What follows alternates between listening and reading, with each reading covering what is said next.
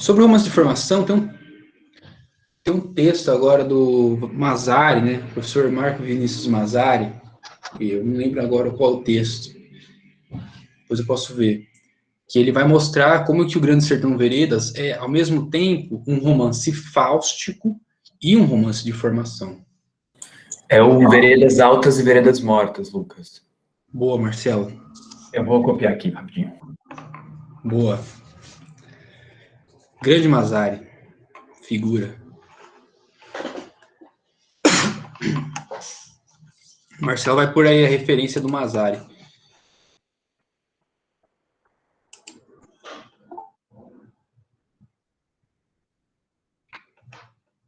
Sim, sim.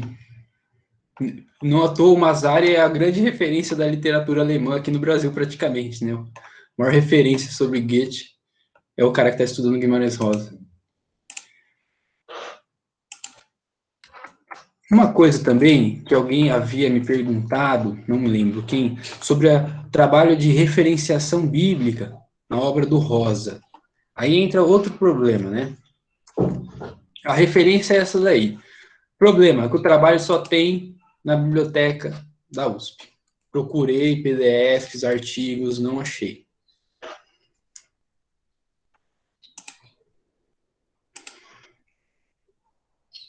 Ok?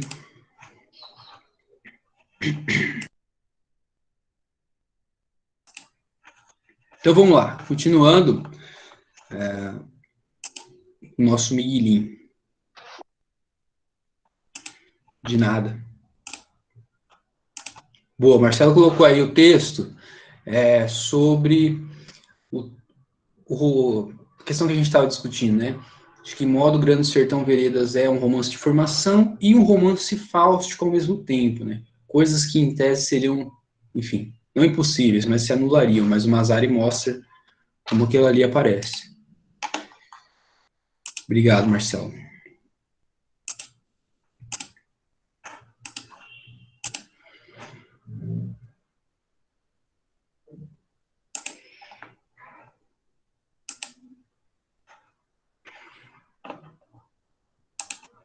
Muito bem, então Miguelin, né, sujeito aí, míope, e esse final, né, simbólico, vários sentidos.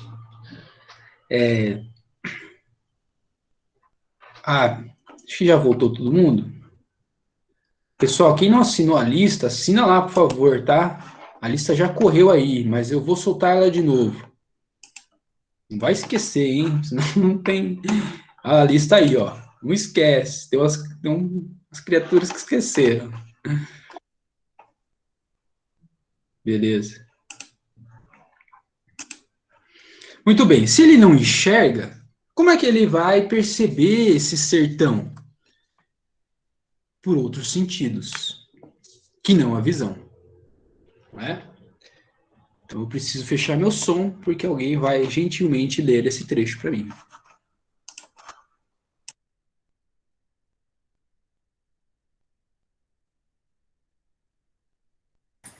Posso ler. Umas moças cheirosas, limpas, os claros risos bonitos, pegavam nele e o levavam para a beira de uma mesa.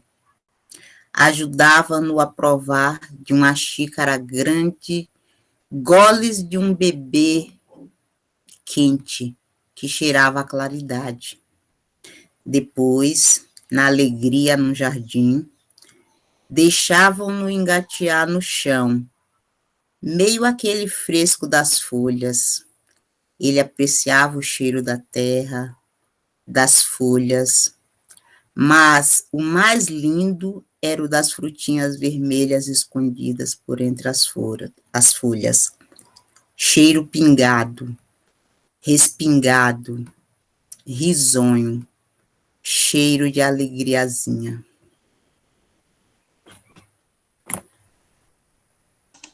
Muitíssimo obrigado. Esse grupo aqui, praticamente um grupo de miguelins, contadores de história. Gente, um segundo que eu vou pôr meu computador para carregar, que ele está descarregando.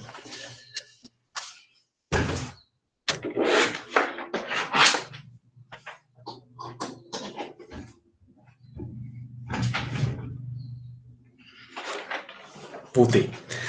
Muito obrigado, excelente leitura, uma vez mais. Vocês leem tão bem sem ter lido o texto previamente, né? Parabéns.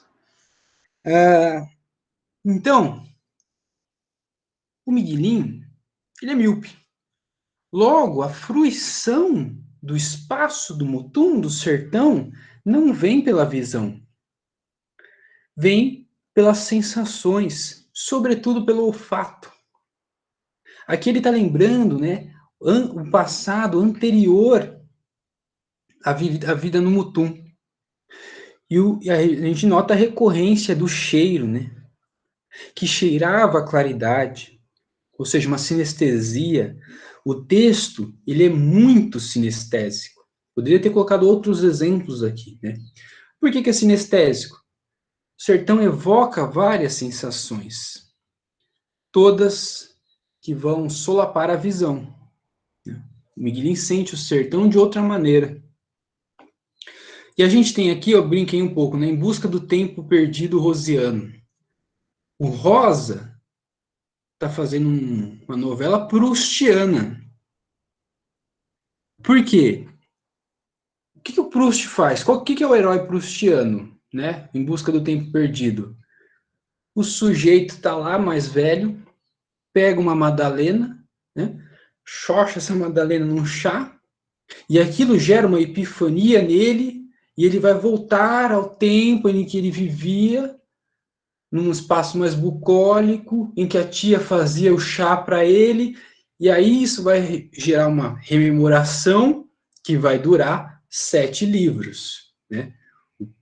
Mas o tempo perdido, o motor do tempo perdido, é a sensação do herói ao degustar aquele bolinho, a Madalena, num chá. Então, o tempo perdido surge de uma sensação. A mesma coisa aqui com Rosa, né? Esse tempo perdido da infância, do próprio Rosa, que é um paralelo do Miguelim. E o próprio passado do Miguelim são evocados por meio das sensações. Sensações que estão estilizadas na literatura. Então, essa é uma correspondência aqui em buscar o tempo perdido por meio das sensações, por meio da literatura. Então, o Miguelim, ele é o sujeito extremamente sensorial, extremamente sensível. Ele vai sentir muito as coisas. Diferente do dito, que é um sujeito da razão, né, da percepção das coisas. Então, ele tem que tentar deduzir muito das coisas, e o Rosa está inovando aqui, porque o sertão, ele é absolutamente visual. A gente vai ver um pouco como nas primeiras histórias, a beleza vem por meio da visão. E aqui não, a beleza, ela opera em outra chave, em outras sensações. Bom, relação entre Miguelim e Bero, o pai. Bero é o fero, né? Ele vai ser chamado de fero em determinado momento, porque ele é uma fera. É uma relação conflituosa e com alguns lapsos de afeto. Notoriamente, a gente tem aí uma relação edipiana, né?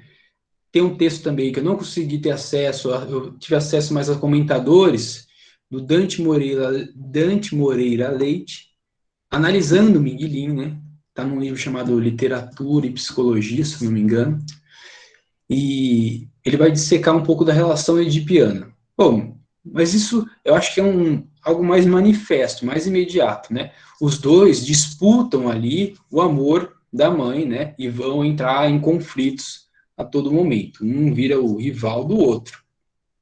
Para além dessa relação edipiana mais notória, tem uma relação de perspectivas do mundo.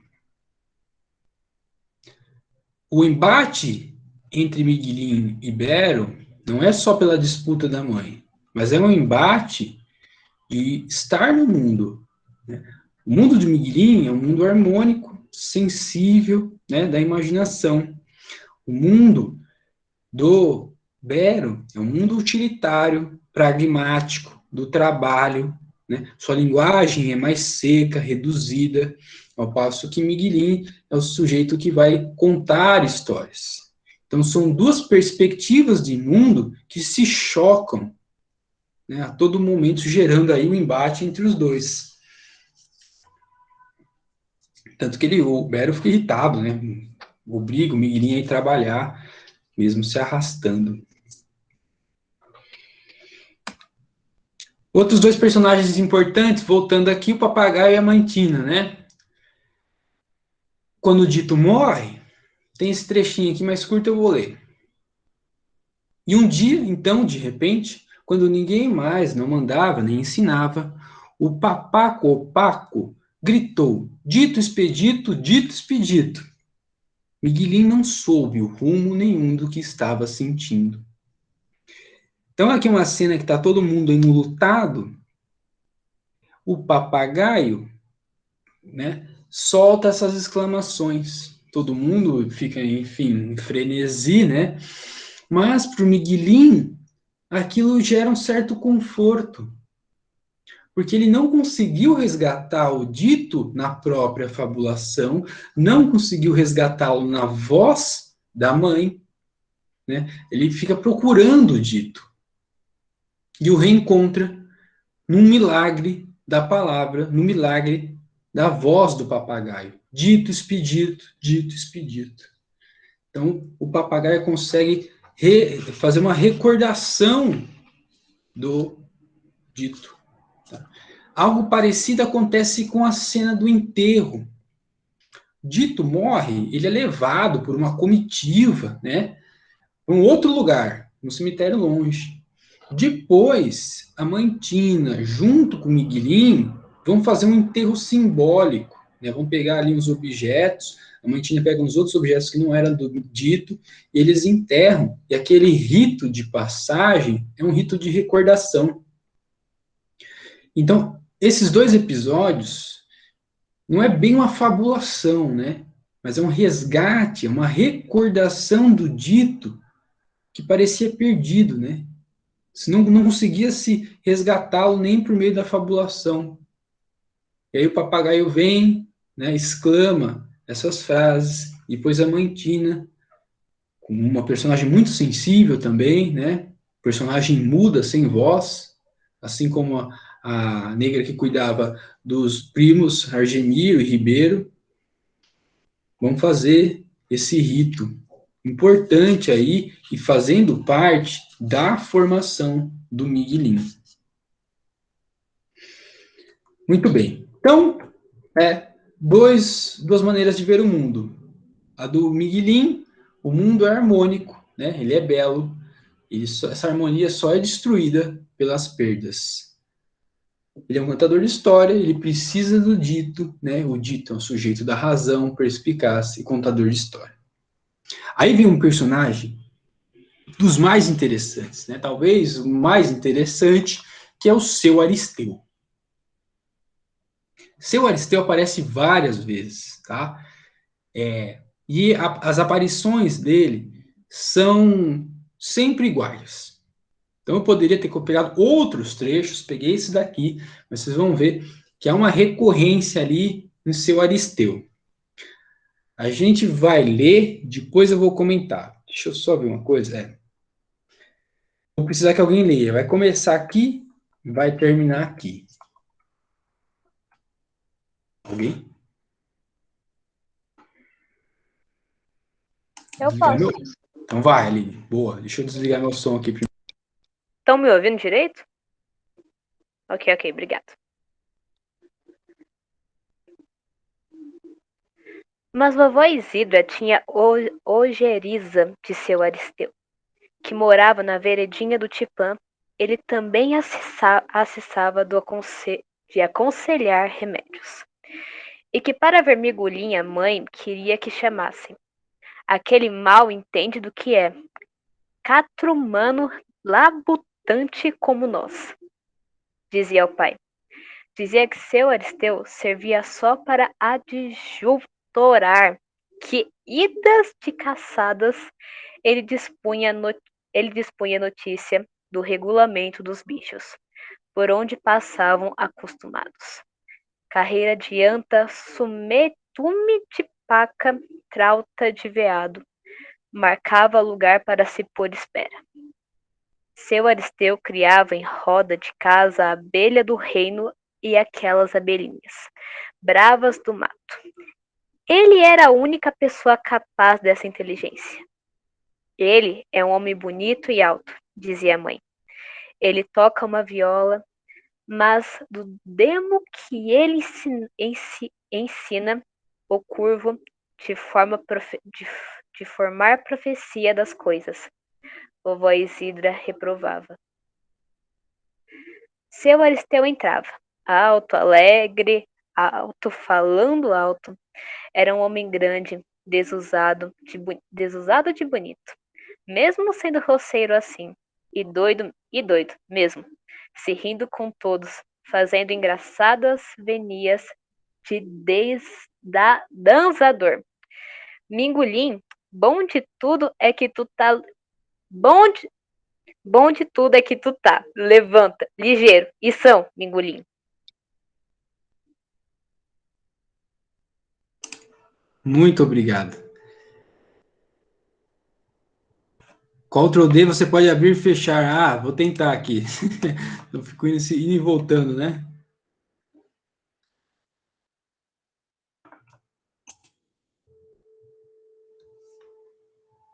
Trava a língua, não tem problema. Ih, tá parecendo um...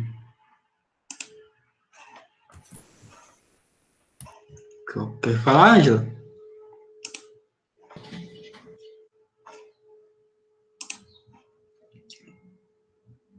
Bom, então, veja, aparece seu Aristeu, é um trava-língua mesmo, né? Aqui você tem uma potencialização das inovações linguísticas, né? Quando aparece o Aristeu, muda o tom da narrativa, né? O Aristeu, ele é, segundo o próprio Rosa, uma personificação do Apolo. Aqui a gente vai entender por que a Heloísa vai colocar Apolo e Sol dentro dos corpos celestes a relação com o campo geral. Aristeu é muito importante. O seu Aristeu, ele é um contador de histórias e ele é uma espécie de curandeiro também, né? Por que ele é a personificação do Apolo? Vou ler rapidamente uma estrofe do Byron, Lord Byron, poeta ultrarromântico, falando sobre Apolo. O potente senhor do arco certeiro, Deus da vida, da luz e da poesia. O sol, em forma humana apresentado, radioso, com o triunfo no combate. Partiu agora mesmo a seta ultriz. Nos olhos, nas narinas, se desenham o desdém, a altivez própria de um deus. Quais são as características do Apolo, né? Esse deus aí que na hierarquia olímpica estaria abaixo somente dos pais, né? De Zeus, sobretudo. Apolo é o deus da música. Ora, ele é um sujeito que toca viola, né? Ele é o deus pastor, né? Que cuida, sobretudo, das abelhas. Então, toda hora que aparece o Aristeu, tem abelhinhas, abelha do reino, ele trazendo mel, né? Perguntam como é que estão as abelhas. Ele é o deus da caçada, né? Que vai caçar com o arco, assim como Artemis. E é um deus que faz profecias também. E o Aristeu vai profetizar a desgraça que o Luiz Altino vai trazer. Tanto que o Miguelinho fica desesperado quando ele profetiza isso. Ele fica tentando encontrar ali se de fato apareceram sinais da desgraça, se Luiz Altino deu 3 espirros, né, umas coisas assim. Então, tem essas características aqui do Aristeu que fazem referências ao Apolo, né? O Apolo, sobretudo, é um deus solar, um deus de belas formas, um deus da visão, né? Assim como ele falou aqui no poema, né? Nos olhos e nas narinas, um deus da luz, um deus do dia. E ele é um deus também ligado a 2 coisas: a aprendizagem e a alegria. Sempre que o Aristeu aparece, a alegria volta. Então, ele é um sujeito cantador de histórias, músico, né, vai curar as pessoas. E é um sujeito que ensina. Então, ele fala para o Miguelinho, eu sei que você não gosta de caçar, mas eu vou te ensinar depois. Ele ensina os outros vaqueiros a encontrar o rastro da anta. Então, ele é um sujeito vinculado à aprendizagem. E ele vai ensinar, sobretudo, uma coisa que o dito vai ensinar, que é transformar tristeza em alegria. Então, esses elementos aqui mostram ou melhor, a construção estética desse Apolo sertanejo, né? Os remédios, as caçadas, as abelhinhas. Aí o trecho que a Aline leu, o Miguelinho estava doente, né? O Miguelinho fica doente 2 vezes. Ele acha que vai morrer, né? Uma hora lá, inventa uma doença. Aí seu Aristeu entrava, alto, alegre, alto, falando alto. Lembrem desse trecho, por isso que eu coloquei em outra cor. Sujeito da alegria. Era um homem grande, desusado de bonito, mesmo sendo roceiro assim, e doido mesmo. Então ele é o catro humano, ele é um sujeito simples, mas ele é bonito, tem uma beleza própria. E ele vai e volta conforme o dia, se rindo com todos, fazendo engraçadas vênias de dançador. Aí ele chega, Miguelinho tá doente, acha que vai morrer, fala pro Miguelinho, Miguelinho, bom de tudo é que tu tá, levanta, ligeiro e são. Seu Aristeu tem o poder da palavra mágica. O seu deu graças aparece e fala, Miguelinho, você tá meio zoado, hein? O Miguelinho começa a achar que vai morrer. O Aristeu fala, você tá bom, levanta ligeiro e são. E de fato o Miguelinho levanta. Isso vai acontecer 2 vezes. A palavra de Aristeu tem uma carga divina, né? Ele vai reinstaurar a alegria, reinstaurar a saúde. Por que ele é o Aristeu e o Apolo são os deuses também da cura, dos remédios? Porque a ideia de que a palavra, a música, são curandeiras, são remédios. Então essa é a concepção de cura atrelada ao Aristeu. E aí a gente tem, naturalmente, uma correspondência entre o Aristeu e o dito. Eu dei um Ctrl+D aqui, mas apareceu outra coisa aqui para mim, então eu vou no manual.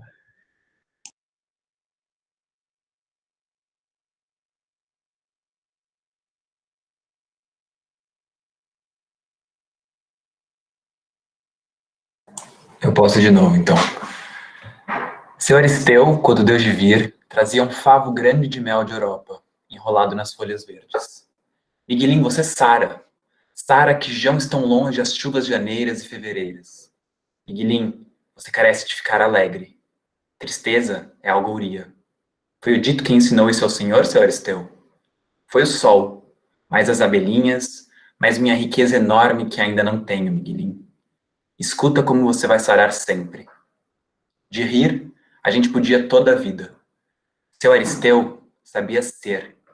Aos dias, Miguelinho melhorava. Muito obrigado. Então, vejam a correspondência entre Aristeu e dito. Ambos propagam histórias e têm a capacidade de verter tristeza em alegria. É por isso que sempre que aparece, ele traz alegria. Tanto que o Miguelinho questiona, Miguelinho, você carece de ficar alegre, tristeza é agonia, né? Foi o dito que ensinou isso ao senhor, seu Aristeu? Então, aprendizagem novamente. O Aristeu era o sujeito da aprendizagem, mas o Miguelinho também ensina, o dito também ensina. Todos são alegres, todos ensinam a tristeza a virar alegria. Dito quando está morrendo, né, as últimas palavras para ele, para o Miguelinho, para ele não ficar triste, né, ficar sempre alegre. Então, por que dentro dos corpos celestes, Campo Geral é um romance solar, uma novela solar e apolínea? Porque você tem dois personagens centrais que vão ensinar. E a gente tem uma novela de aprendizagem, de formação. Você tem o Aristeu, que é a própria personificação do Apolo no sertão. Tudo bem essa parte? Sim. Beleza. Coisa também, depois a gente puxa. Bom, mudando um pouco aqui, né, os personagens, vamos pensar o espaço do Mutum, né? O Mutum, a palavra Mutum, é uma referência a uma ave, né? Como sempre, as aves aqui são figuras quase onipresentes na prosa rosiana, mas é um palíndromo. O que é um palíndromo? É aquela palavra que você lê de trás para frente, de qualquer lado, e ela faz o mesmo sentido. Então, posso ler Mutum assim, que vai formar Mutum. Na verdade, nem era o nome da fazenda, né? Era Urubu-Mutum, se eu não me engano. Depois ele explica que virou Mutum. Então, Mutum é esse espaço, né? Um espaço fechado. O próprio nome já fala que ele é fechado em si mesmo. Eu vou ler esses trechos mais curtos, eu leio.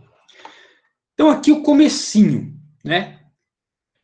Quando voltou para casa, seu maior pensamento era que tinha a boa notícia a dar à mãe. O que o homem tinha falado, que o Mutum era bonito. A mãe, quando ouvisse essa certeza, havia de se alegrar, ficava consolada. Então esse é o comecinho, né, que ele estava voltando da viagem com o tio, e um homem fala para ele ouve que o Mutum é um lugar bonito. E aí no final da narrativa, quando ele coloca os óculos, olhou mais longe. O gado pastando perto do brejo, florido de São José, como um algodão. O verde dos buritis na primeira vereda. O Mutum era bonito. Então aqui ele ouve que o Mutum era bonito. Aqui ele vê que o Mutum é bonito. Começo e o fim, né? Você olhando de um lado, do começo, o Mutum é bonito. Você olhando do fim, o Mutum é bonito, né? Então o palíndromo do título também está na organização do texto. O Mutum é, sobretudo, bonito, formoso. Se alguém for reler na vida, notem que a palavra bonito e formosa aparecem várias vezes, ainda que o Miguelinho não enxergue direito.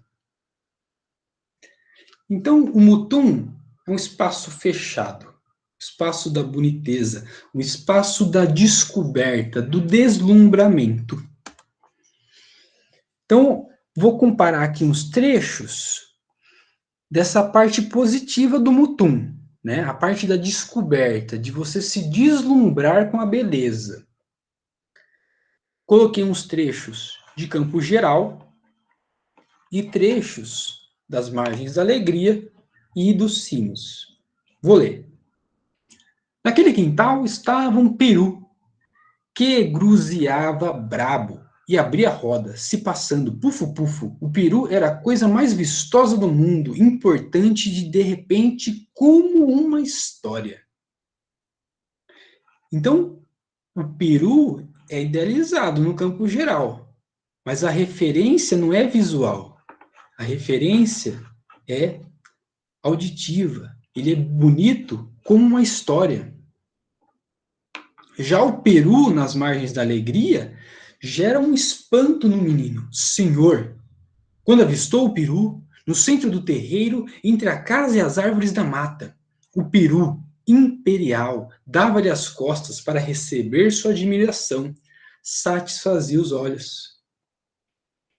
Por que, só coloquei Brasília, porque os dois contos se passam no que vai ser Brasília, né? As margens e os cimos.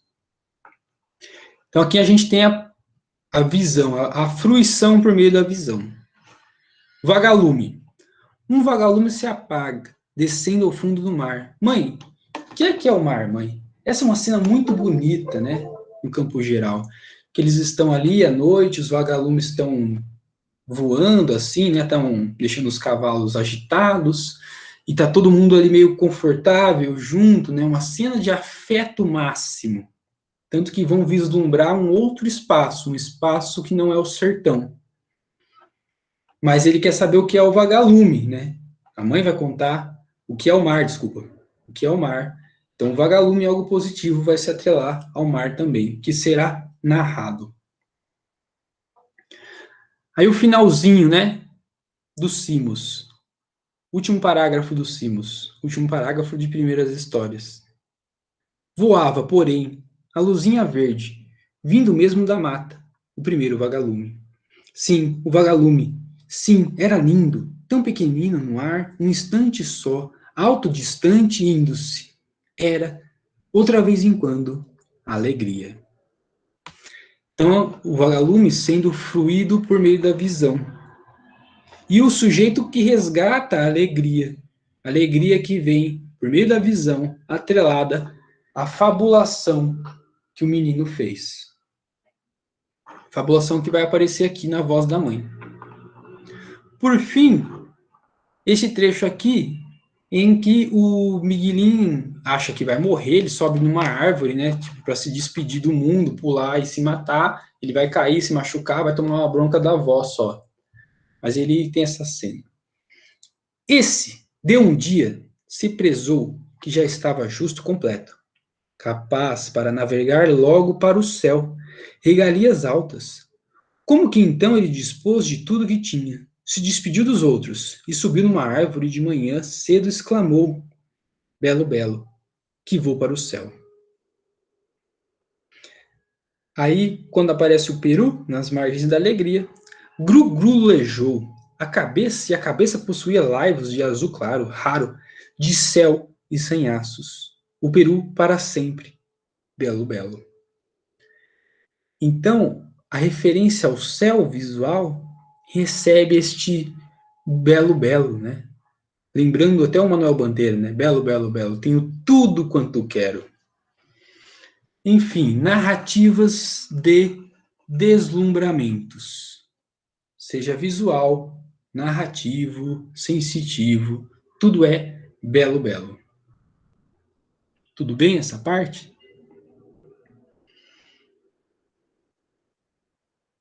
Muito bem. Mas o Mutum também é um espaço da tristeza, do desamparo, do banimento, da impotência e dos lutos. Então, se existe aquelas descobertas do mundo, também tem muito sofrimento e injustiça, né? Ele é espancado pelo pai, né? O pai quebra as gaiolas, libera os passarinhos, o tio é banido, né? Tem os moleques atentados lá, o outro irmão, o Liovaldo e o Patori, que ficam fazendo injustiças, perde as cachorras, né? Perde o irmão. Então, existe uma convivência da descoberta do mundo e o desamparo. E aí você tem uma organização da história, da estrutura da história. Tudo é idas e vindas. Você tem a descoberta, tem o desamparo. Tem o desamparo, tem a descoberta. Um vem junto com o outro, sempre. Por exemplo, episódio do bilhete. O que acontece antes dele receber o bilhete do tio, né? Um bilhete que o tio pede para ele mandar para a mãe, enfim, aparentemente para eles fugirem juntos, não se sabe, né? Que ele fica em crise existencial, dono, depois ele não dá. mas ele foi levar marmita para o pai, né? É a primeira vez que ele vai ajudar o pai não fala escancaradamente, mas demonstra uma satisfação com o filho. Então é uma cena rara de afeto entre o Bero, e o Miguelim. E aí, logo em seguida, no caminho de volta, vem o tio, pedindo para mandar aquele bilhete que ele intui ser algo que vai gerar problemas, angústias e, sobretudo, até para a mãe. A pessoa com quem ele mais tem afeto. Outro exemplo, na primeira briga com o pai, mandam ele embora, né? Ele fazer uma viagem com o vaqueiro Gé. Uma viagem muito bonita, né? Que ele estava sofrendo, aí ele pega o vaqueiro, eles vão andando pelo sertão, o vaqueiro já vai mostrando para ele as belezas, ele fica 3 dias lá, né? Com o vaqueiro Gé, a Ciarlinda, contando histórias, comendo umas comidas diferentes. Então tem esse momento de descoberta, de felicidade. E aí quando ele volta, tem uma rusga com o pai, ele não pede a bênção direito, e o pai vai lá e arrebenta todas as gaiolas, libertando todos os passarinhos dele. Então é sempre idas e vindas, descoberta e melancolias. Essa é a estrutura do Mutum. Muito bem. A gente já está indo para o fim já. Pensar no tempo, né? O tempo histórico aproximadamente Primeira República. Mesmo tempo de todo o Sagarana e do Grande Sertão Veredas. Como que a gente sabe? Referência a Mantina, tá? Uma ex-escravizada que ainda está viva. E na última novela Buriti, mostra bem a configuração do patriarcado brasileiro. Né? O patriarcado brasileiro do século XX, laborioso, né? Tem um personagem lá, o Nhogo Alberto, ele é muito parecido com o Paulo Honório. Então, a dimensão do trabalho na novela Buriti e uma ex-escrava insinuam o tempo histórico da narrativa. Essa é a parte mais simples, né? Aí começa o imbróglio. Tempo psicológico, cronológico e o tempo da narração. A gente vai falar isso para falar do narrador, que é bastante complexo. Há uma cronologia na narrativa, sim. Mas essa cronologia, ela é pautada por um tempo psicológico. Por quê? A cronologia, ela é vista a partir da visão do Miguelim. Então, é o que ele sente diante de uma perda e o que ele sente diante de uma descoberta. Então, o tempo psicológico contamina o tempo cronológico. Tá? Os dois são indissociáveis, mas o tempo psicológico aqui ele é muito importante, porque ele está atrelado ao estado de espírito do Miguelim. E aí que começa a ficar complexa a narrativa. É o mesmo tempo da narração, porque a visão do Miguelim está pareada com a visão do narrador. Ou seja, o tempo do Miguelim é o mesmo tempo da narração. Então, esse tempo psicológico afeta a cronologia do Miguelim e da narração. Isso fica talvez mais claro quando a gente vai investigar esse narrador. Tá? A gente vai ter que perceber que é a visão da criança, mas o livro está escrito em terceira pessoa. A gente tem um narrador seletivo. Ele não é onisciente. Ele seleciona o fato narrado. Ele vai selecionar só o que está na perspectiva da criança. Recheado de discurso indireto livre, e alguns vão chamar isso de um monólogo narrado. Como assim? Vamos ver. Então, vou colocar mais um trechinho aqui. Peraí. São dois trechos. Então, quem for ler, vai ler os dois, tá? Só fechar meu áudio aqui.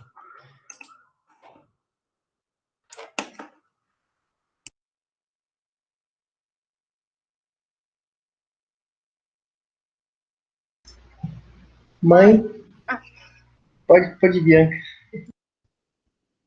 Mãe, conversando só com o Luiz Altino, atenção naquilo, ela não estava pondo. Uma hora, o que Luiz Altino falou, que judiação do mal era por causa que os pais casavam as filhas muito meninas, nem deixavam que elas escolhessem um noivo. Mas Miguelinho queria que, a lua sim, mãe conversasse com ele também, com o Dito, com Drelina, Chica, Tomezinho.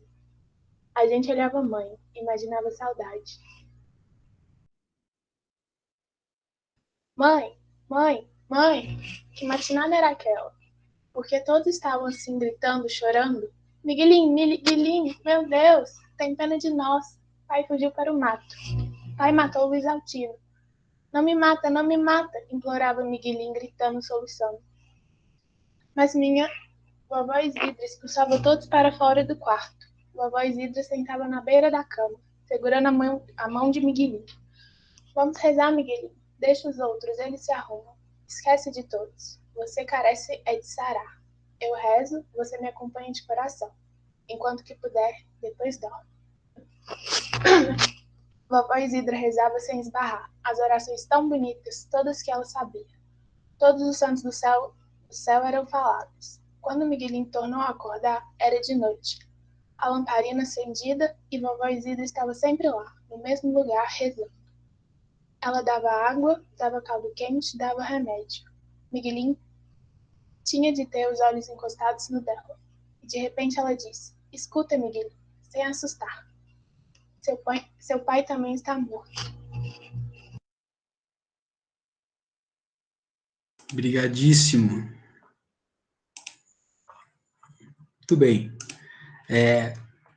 Vou olhar esse narrador aqui. Então, a mãe conversando só com o Luiz Altino. Atenção naquilo, ela nem estava pondo. Uma hora, o que o Luiz Altino falou, que judiação do mal era, por causa que os pais casavam as filhas muito meninas, né? Não deixavam que elas escolhessem o noivo. Bom, fica insinuado aí que ela não escolheu o Bero e que isso era uma judiação e que eles estavam flertando. Mas Miguelinho queria que a Lua, assim, a mãe, conversasse com ele também, com o Dito, com o Drelina, Tomezinho. A gente olhava, a mãe imaginava a saudade. Vejam, a percepção do Miguelinho, ela é fragmentada. É de uma criança. Ele percebe ali que tem alguma coisa, né, entre Luiz Altino e a mãe, né? Tem uma hora que ele vai falar, né? A mãe só quer saber de Luiz Altino e tá bravo. Mas depois ele já começa a pensar, tipo, eu quero que a mãe, né, olhe para a Lua também. Né? Então muda muito rápido essas perspectivas do Miguelinho. Uma hora ele está olhando uma coisa séria, depois ele se distrai, né, tal como uma criança mesmo. E ele olha a mãe e ela percebe também, imaginava a saudade, essa mãe que parece projetar alguma coisa, né, para além da sua realidade. Talvez as suas relações adúlteras, não dá para saber.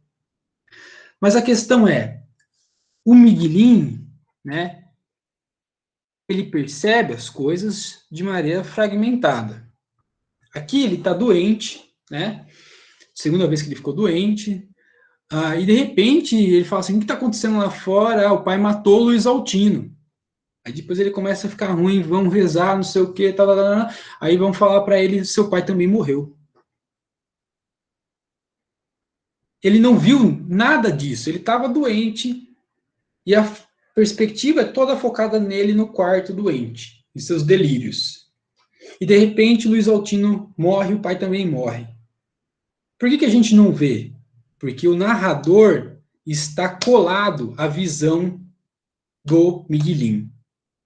Né? Por isso seria um monólogo narrado, que seria contraditório. Né? É como se fosse o Miguelinho contando a história. Mas quem conta é o narrador. Não é uma narrativa em primeira pessoa. Isso é uma inovação do Rosa. Assim como no Grande Sertão, é um monólogo dialógico. É um diálogo, cujo interlocutor não aparece. Aqui é um monólogo narrado por um terceiro narrador. Aí você tem, então, muitas mediações, né? Você tem a harmonia do mundo infantil, né? A realidade objetiva. Tudo isso é filtrado pela experiência do Miguelin. Ou seja, a gente não está vendo a história. A gente está vendo a história com E vivenciada pelo Miguelin. A gente está vendo a percepção dos fatos do Miguelin. É como ele sente os fatos, e sente de maneira fragmentada, e com as questões próprias da criança. Então, o narrador é uma mistura de uma consciência artística do narrador com a vivência do Miguelin. Uma vivência sensorial, míope e poética, porque ele é um menino poeta. Então, a voz poética do Miguelin se encontra a consciência artística do narrador. Por isso é tão bela a narrativa. Por isso é uma ode à beleza. Né? Que são duas vozes narrativas poéticas, a do narrador e a do menino poeta. Também é fragmentado. Você tem que deduzir algumas coisas, né? Tem muitas lacunas, né? Porque essa fragmentação é também uma formalização das faltas, das ausências. Falta dos entes queridos, falta de afeto, misturada com as descobertas. Sistematizando, a narrativa fragmentada se dá por uma perspectiva da criança transposta na terceira voz e pela formalização do desamparo, das faltas, das ausências. Tudo bem aqui?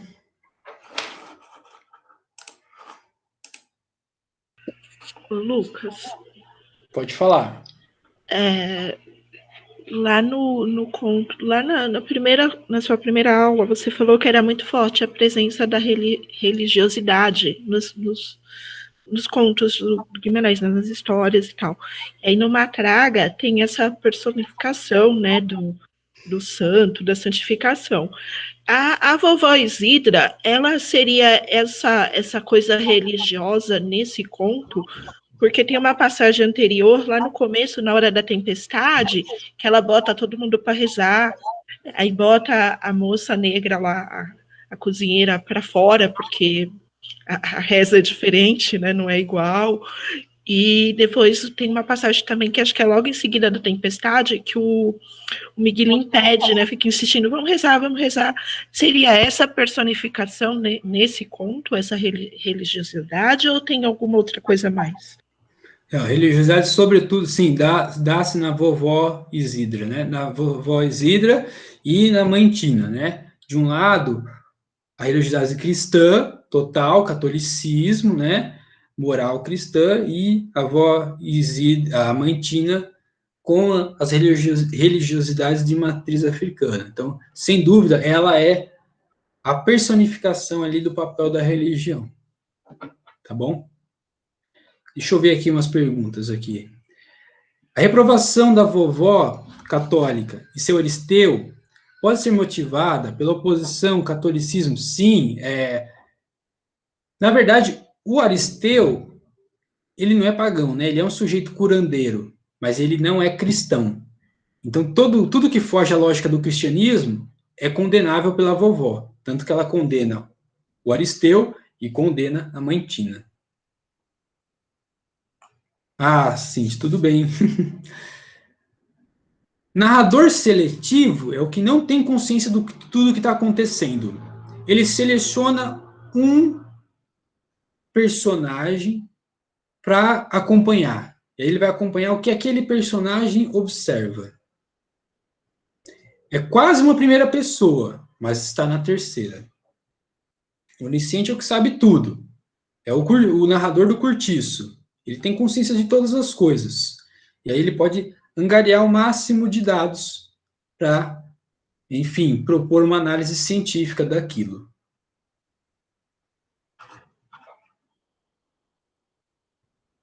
Tempo da narração, tempo da narrativa. O tempo da narração é o tempo do narrador, da enunciação. O tempo da narrativa é o dos acontecimentos. Então, por exemplo, qual é o tempo da narração de Memórias Póstumas de Brás Cubas? É o tempo espiritual. O cara está morto, está fora da Terra. Esse é o tempo da narração. Tempo da narrativa. Brás Cubas lá fazendo suas peripécias, encontrando o Quincas Borba, encontrando os amantes. Esse é o tempo da narrativa, o tempo da história, o da narração, o do narrador. Por que o romance do Machado não é um realismo comum? Porque o tempo da narração é fantástico.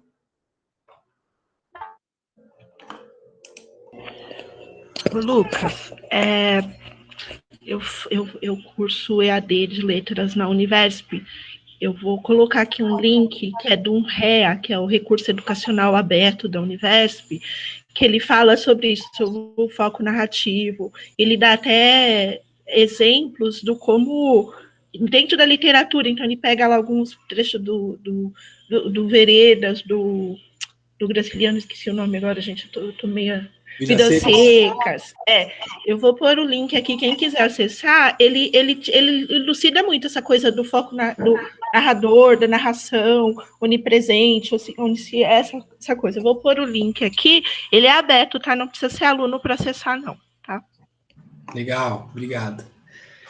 Muito bem, vou para o último slide aí, para acabar e deixar os comentários correrem soltos. Acho que eu vou ler o último.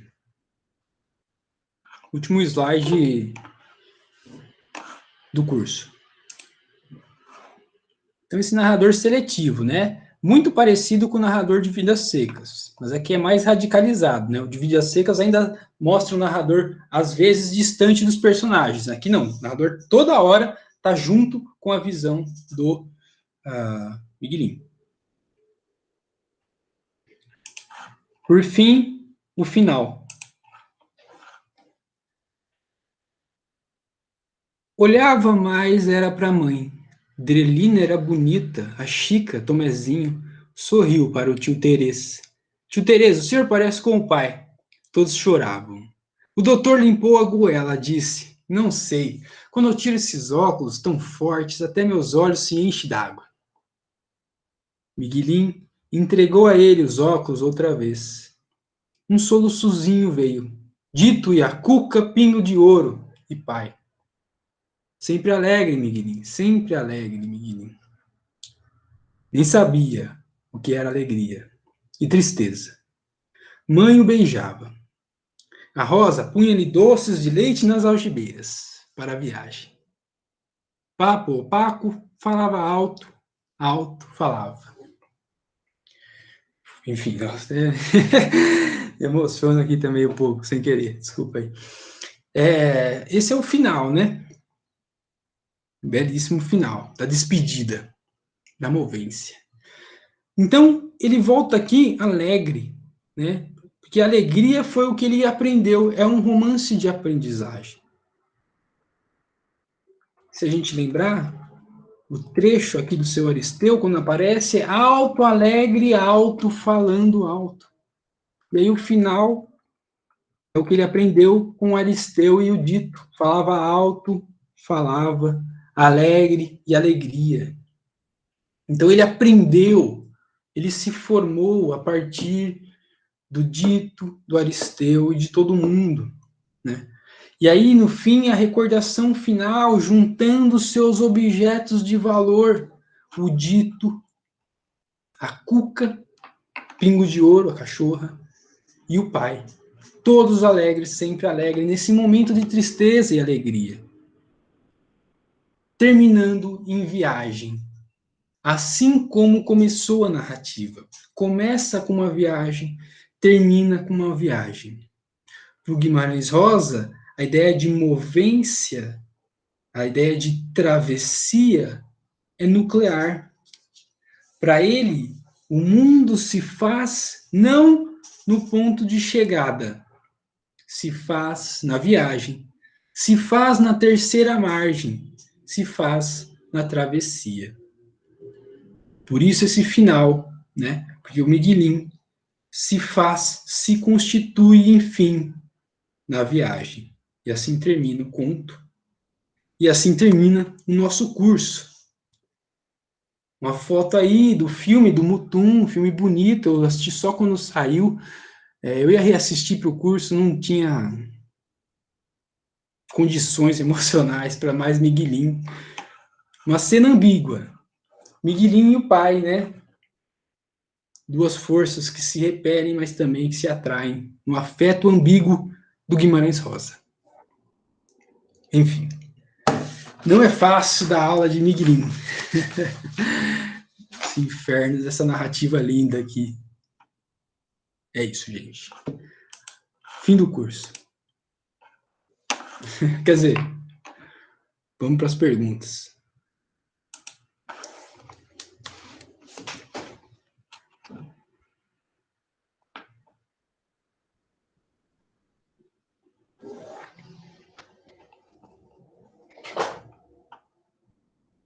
Mutum, o nome do filme é Mutum.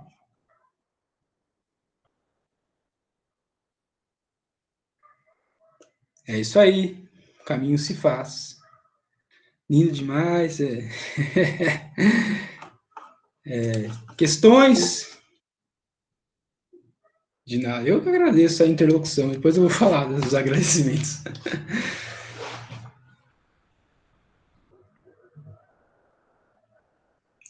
Então, se você colocar, ele tem e não tem na Amazon. Amazon Prime. Só que quando você coloca lá, ele vai falar assim, você quer alugar esse filme? Então você teria que... É uma forma de você alugar dentro da Amazon Prime.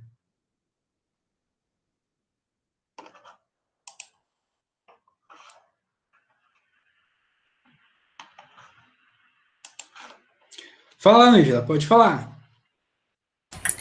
É que quando você estava falando lá atrás sobre a beleza, né, essa coisa, como que eles usam aquela situação do sertão para falar dessas coisas e da beleza que tem no sertão, eu fiquei pensando naquela música No Samba da Bênção, que é do Vinícius e Baden Powell, que aí ele fala, né, que para fazer um samba com beleza é preciso um bocado de tristeza, senão não se faz bom samba não, né? Então, até porque é muito linda essa música. E aí eu fiquei pensando, até porque eu também sou sertaneja, então eu fico me identificando aqui todo o tempo com a história, né? E eu fiquei pensando nessa beleza de você, dessa literatura, de você conseguir retirar água de pedra, né? Que tem tudo a ver com o sertão também, que é essa coisa de, assim, onde parece que não tem nada, você consegue fazer poesia, onde parece que não tem nada, você consegue fazer melodias, né? Então, acho que era um pouco, eu fiquei pensando muito nessa música e fiquei pensando muito em tudo isso, até porque eu nem sou das letras, eu não entendo nada de literatura, eu só sou uma curiosa, então, assim, eu só quero aprender, né, eu só quero aprender, e eu quero te agradecer, e aprendi muito, e ouvir alguém falar do sertão, e pelo que eu entendi, você nem é do sertão, né, mas, assim, ouvir alguém falar do sertão, com essa generosidade, em tempos de pandemia e de Bolsonaro, é um presente. Muito obrigada. Eu que agradeço, Ângela. Você fala de onde, Ângela? Eu moro em São Paulo, mas eu sou baiana. Ah, legal. Obrigado pelas palavras. É isso mesmo, né? Que a gente chama disso, de se tirar a água de pedra, é o poder alquímico do Guimarães Rosa, né? A alquimia verbal de pegar uma matéria bruta e transformar em algo valoroso, artisticamente.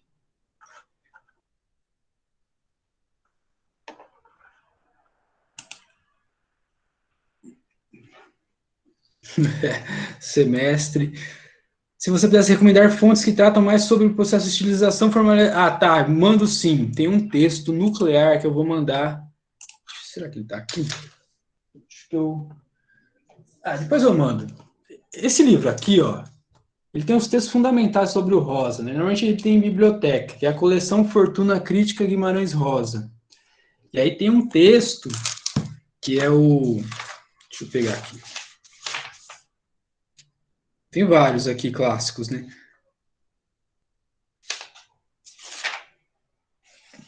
Agora não vou lembrar qual que é. Eu acho que é o processo de linguagem, processo do homem. Bom, depois eu vejo. Tem vários sobre... Eu mando sim, tá? Prometo. Tem muita coisa. O Guimarães Rosa é... O Guimarães Rosa tem uma... Quem vai estudar Guimarães Rosa tem uma coisa meio frustrante, que é assim, você descobre as coisas, né? Então, aquela parte lá, da primeira aula que eu li sobre o burrinho pedrez, que tinha musicalidade e tal, eu descobri, mas você descobre e já fica quieto, porque com certeza alguém já escreveu sobre aquilo. Então é isso, Guimarães Rosa é muita fortuna crítica.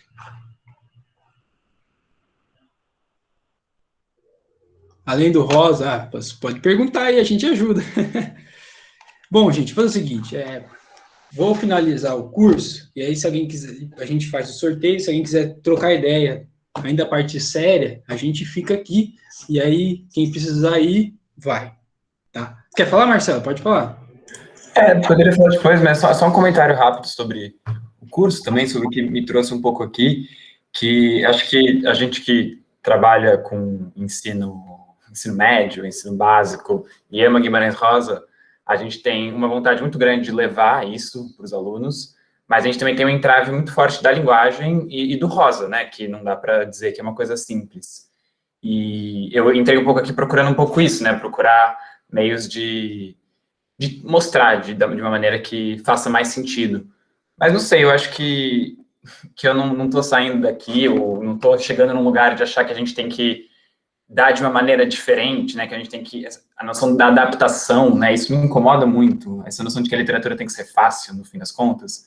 E o Rosa não escreveu para ser fácil também, né, ele não escreveu para ser acessível, e a gente tem que possibilitar que se chegue, mas não que se chegue entendendo tudo, né. Tem muito essa ideia também, né, vai cair na FUVEST, então a gente tem que explicar, eles têm que entender tudo, eles têm que saber, eles têm que ficar curiosos, né, eles têm que desconfiar de muita coisa, não saber, eu acho. Então, não sei, eu acho que quanto mais eu vejo sobre isso, menos eu fico querendo chegar nas respostas, e menos fico querendo passar essas respostas para eles, né.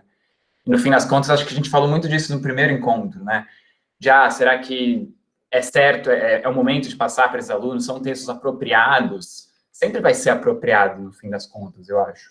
Tenho pensado nisso, não sei se outros concordam, né? Às vezes professores mais experientes. Mas, enfim, só compartilhar isso, que talvez mostrar seja já suficiente, né? Escolher Rosa já é uma atitude bem corajosa. Perfeito, Marcelo, obrigado pela colocação. Acho que é isso mesmo, né? Nosso leitor não vai apreciar todo o potencial do Rosa, mas tudo bem. O que for apreciado é lucro, né? A gente, como aqui educadores, vai fazer as mediações para tentar para que esse aluno consiga fruir o máximo possível, né? E eu acho que é isso que você falou, vamos nos defrontar com o Rosa, porque ali tem um potencial infinito, Machado, e não simplificar a narrativa, né? Porque a narrativa elaborada dá mais conta de mais questões da realidade, nos organiza mais internamente, nos organiza mais o espaço externo. Acho que é isso mesmo, né? Encarar, ver o que dá, dentro das nossas... Isso, boa, Amanda, exatamente. O Paulo Roney tem vários prefácios da obra do Rosa, e o mais completo é o de Primeiras Histórias, exatamente. Roberta, diga lá. Eu queria só fazer um comentário aqui, né, compartilhar uma experiência, que eu tive o prazer e o privilégio de fazer uma disciplina na Letras com o Roncari, né, e ele leu com a gente o Campo Geral. Então, assim, eu só queria compartilhar isso mesmo, porque enquanto tem professores na Letras que pedem 5 livros, assim, para a gente ler, às vezes de 400, 600, 700 páginas, o Roncari, ele escolheu 2 histórias para ler com a gente, que era Campo Geral, do Guimarães, e uma da Clarice, que não deu tempo da gente ler, porque, para variar, teve greve, né, então foi prejudicado. Mas, assim, eu achei tão significativo isso, que eu acho que é uma coisa para a gente levar, que eu gostei muito como aluna, que eu acho que é bom a gente levar como professor, assim mesmo. Porque, às vezes, a gente, como professor, tem essa ânsia de partilhar tudo, de querer que o aluno conheça tudo, e tem também as cobranças do currículo e tudo mais, mas, às vezes, a gente escolher uma única coisa para ler com o aluno e fazer aquilo com qualidade, eu acho que é muito melhor do que a fragmentação. Eu vou falar a verdade, teve muitas disciplinas que eu fiz na Letras, que eu lia o começo do livro, não dava, eu trabalhava em período integral, fazia o noturno, e cada professor achava que a gente só tinha aquela disciplina. Então, era impossível. Aí o Roncari, ele pegou, parou e leu. Ele lia o Campo Geral ali com a gente. E eu achei aquilo assim tão extraordinário que é muito mais proveitoso do que você querer ler, de tipo, abraçar o mundo, né? Então, é uma coisa que eu acho que a gente deve levar como professor também, às vezes escolher alguma coisa, ler com o aluno, ler integral mesmo, assim, para ele ter esse gosto ali, né, de tipo, porque com ele explicando, né, ele explicava, fazia a gente refletir tudo, então a gente levar isso como professor também eu acho que é bastante importante, bastante significativo. Perfeito, perfeito. Roncari é uma pessoa muito querida, não tive a oportunidade de ter aula com ele, mas ele fez a minha banca da qualificação, né, depois eu encontrei com ele em outros contextos. Eu concordo total, né, eu acho que vale a imersão em uma obra. Essa obra é um conto? Vamos ficar num conto. É um único poema? Vamos ficar num único poema, né? Vamos fazer essa experiência imersiva. E eu concordo com todos vocês que estão falando aqui, a gente tem que fazer esse exercício de leitura a partir do texto, porque senão vira esses resumão de internet. Características do Guimarães Rosa. Pá, pá, pá, pá. Uma aula de YouTube de 15 minutos. Isso é uma contextualização, né? O exercício de leitura. Bom, o que eu tinha uma professora lá na Letras que falava: não dá para fazer uma aula de literatura sem o texto. Então, temos que ler o texto, ainda que isso demande mais. E a vida do estudante de letras na faculdade, ler os clássicos no metrô, né? Fazer o quê?